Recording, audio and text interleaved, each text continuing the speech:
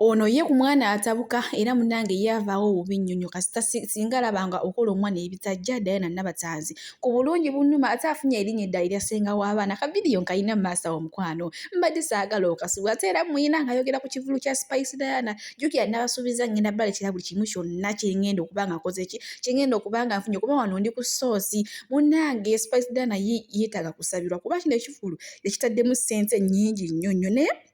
aye wisdom naye ayogedde ku nsonga za Sheila Gashumba kwotadde nani kwotadde n'ekitaawe naye byonna nga sinaba kubanga mbikutuusaako osooka okole ekintu kimu vidiyo osooka ogimpeereka like era mukwano subscribinga onyigende mu notification bell jjukira wano ndi ku source wa Spice Diana nabagambye ngenda batuusaako updates zonna ngenda batuusaako muyimbi kyazze muyimbi kye yeyambulidde ku stage ate munnange leero n'amazina azinye bikigwe tuninga butuninzi wano buli kimu kyonna ngenda kubanga nkikutuusaako manyi wano ku buyinza ne Shavia News fere tusuubiza kintu munaye ate ne tukola ki ne tutakituukiriza tutambulira ku mazima wale tukomuka omugambo naye guba gwa mazima kino so tekiriiko kibuuzo nti oba najja nti oba nze wendi nza nosulawo kasana obulungi nga mwampadde erinnya ng'oli bulala one thing kyengenda okukkiriza mu bulamu nti tuba ne batonge so bwe baba bakyaniriza mukama mulungi ate si buli gwogamba nti ajja kitwala naye gwe oyogera ekikuli ku mutima ky'osuubira nti ekituufu kyotegedde okubanga omuwa bw'aba mutowo ng'okikkiriza bwe kigaana ne kigaana bwe kitakola ne kitakola ekyo olimbye teri yantumyeko kale tubadde tusaba otubuulirire ku Sheila Gashumba kumwena mugwa mu dokiti yemu ensonga yogira anko gundi gwantuma Sheila Gashumba olaba mwana wa buwala no yababulidde let me tell you something yababulidde Sheila nalabiko posti bwebanga ddala account teri fake obanga bwe basimu abagiyiza yabagambye ensonga za family ye bwaba tannaba kuvayo kuba kukyakyogerako banaye mundeke ne gwe nga totambuza bitundu bya kyamabweru ng'ate naye oli mukyala wa mwana wa buwala gwe nga tobitambuza ng'ate osobola okumugambako ayambala bubikini taata wa musobedde famire agikubye ekigo ensonga ezo sigenda kwogera ku bantu bannange no sigenda kwogera ku bantu abo abantu tebalowooze nti this was for Spicy bannange naye labayo Nabatanzi abantu tebalowooze nti just oli selfish okuba nti tosobola kubuulira ku kyaliwo ng'ate abantu badde nze kankubira abantu baddemba okulowooza kye baagala kubanga era bandowooleza dda bye bakola ki bye baagala so ekyokugaana commenting about Sheila's stuff it is family ebintu bya family binene right now you've hijacked me. I'm not in the right position to talk about anything. Of course Ombuzi is about it. That was the first question about her. Pretty Nicole ebintu ebyo wuliriza nze okusooka okulaba ebintu I was very disappointed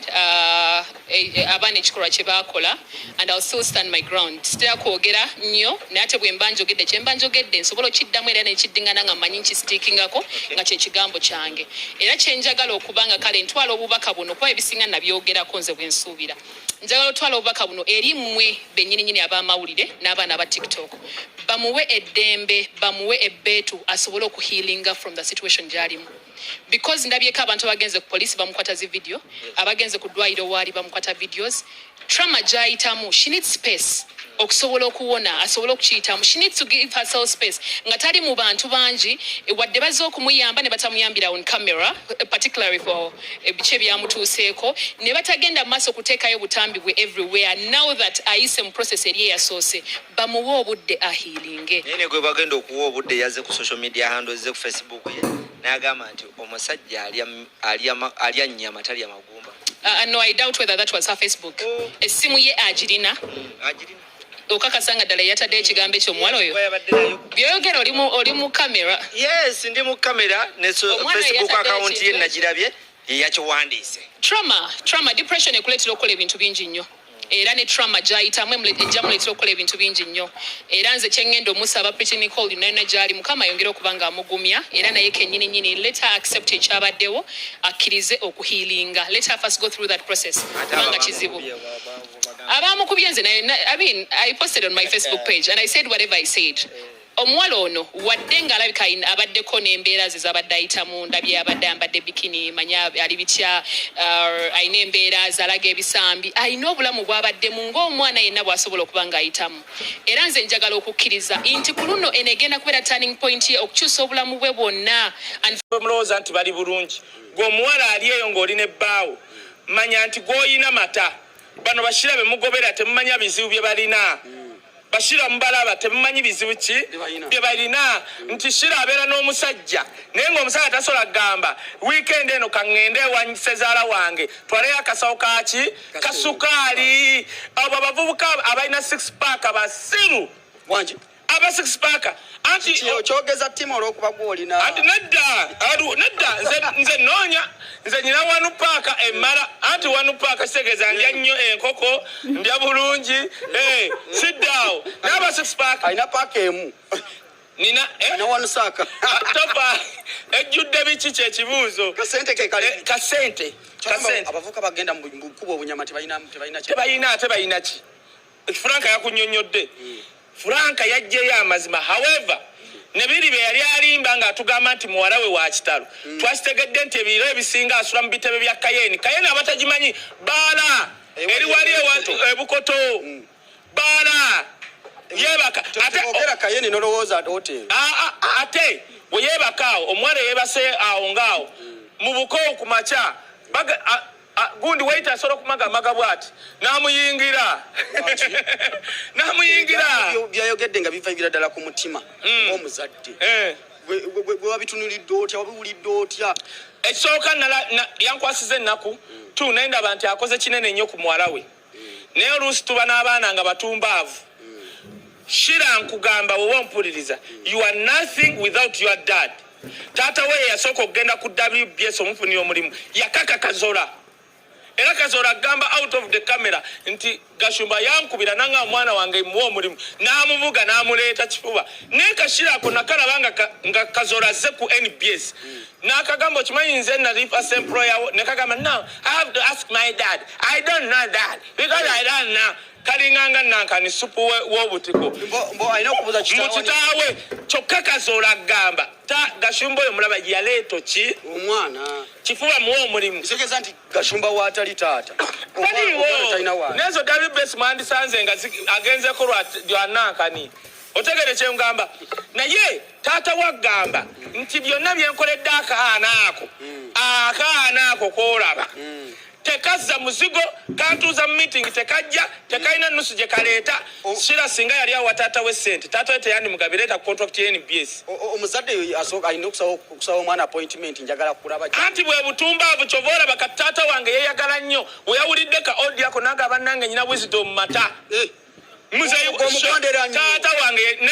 ng'oggyeko omwana wange next of kin ku akaunti zange amanye ebyapa byange amanyi ki yagambye nina wisdom mata oŋŋamba otya nti muzadde wange tamanyi kati omukyala akimanyi ku bawala bano abali e Uganda bayaaye obadde ki ku byapa omwana bye tusuubira okuba nabyo tebiriiyo kozi nga bibiri byokka kubanga oba otya n'ebyapa n'osula mu bitebe bya Kayeni era nategedde ennyumba ya Shira n'ebyapa bya Shira bye bitebe bya Kayeni ebbaala yo Kayeni mwasula era kyova olaba taata we naddamu n'amuyamba omulundi ogwokutaano n'amuzza ewaka mu ruumu sulaawo tubadde tetumanyi nti akyasula nawaka taata we ayingira ssaawa 8 n'omuwala ayingira ssaawa 10 ate omwami asulawa bakunyonyodde omwami alinga kkonya asula mu nsiko naye kino kiddayo kwaki nabagamba Bobi Wine osobola mujjako omukisa oba ekikolimu njagala olabe trendi abantu abazze bavuma Bobi Wine endi yaabwe basajja mibula ali eri ku muhoozi akaaba ajula n'omukomba ebigere naye talina wagomba anti kasita omuntu Katonda amuwa omukisa anointing kasita omuntu Katonda anointing bamanyi ebyawandiikibwa Katonda kasita afukako omuntu amafuta muganda wange tomutambalanga ngage yewa ku Bobi Wine Bobi Wine mu Uganda ne Museveni akimanyi nti abasumba basinga okuba nabo abasinga babbi baliwo lwa mirukadi nze ndi mulokole nva mu kanisa mbamanyi bagana nga ogera kuwangula akalulu kano n'amaanyi ya nga Museveni akimanyi bumanya nti nakakwata mukagati n'ategeera nti bano abasumba banziba bubbi Bana bagamba muri omukyere. Muri omukyere. Bwe walaba omusajja abakulembera obusiraamu yagamba Museveni andesa abantu bonna obusiraamu bwedde ono yakulembera ekibuli gwe yasangamu ndirangwa nga bamugobadde emyaka ng'eki. Naye ng'akyogedde akulembera odi Kampala Supreme bitya simanya bo bitya. Gwe kankubula eyimaani yabadda ku bantu ate yalimbira mu kisiibo. Mu bufunze buli alumba Bobi Wine. Mu bufunze Museveni abantu bayina abasinga ne bannaddiini bamubbako bubbi kibola bamugeta. Bobi Wine wali amazima genda olabe n'abamusabira oluseke luli wali akubye Museveni 122 yakova mu America. Museveni mbuze kiki wajjawo bamusubiza $1 million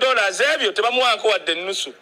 Museveni singa agenda mu America ne bajja envumbo kale kayihula yandibadde akivinze nandikubye engalo genda olabe olweru tasukka na Nairobi.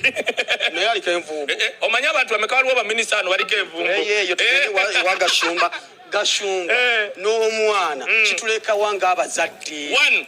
mukuza abaana obulungi 2 results za international school byebyo kusula mu bitebe nakubona amasomero amalungi anti amasomero gamunyoma agamu sigambye gaba twasomera amasomero agali moderate nga tebakusomesa busomesa